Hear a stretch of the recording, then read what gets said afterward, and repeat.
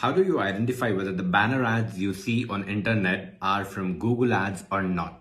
Here is the simplest way. Firstly, what are the banner ads? So on the websites, we see different kind of ads scrolling up, right? For example, I'm on an Hashtag website and I see this particular ad here. This is a banner ad. So any website, there'll be different ads. Those are called banner ads.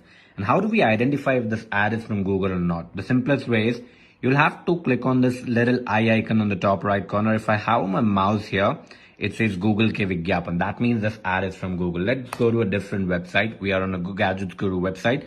And I see this ad at the bottom from SEMrush. If I click on this here, it says ads by Google. Let's go on a different website. We are on GSM Arena, right? And top, I see this ad here.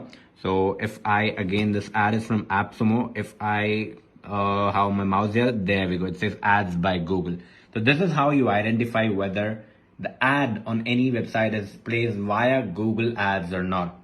Save this video for later. Follow me for more such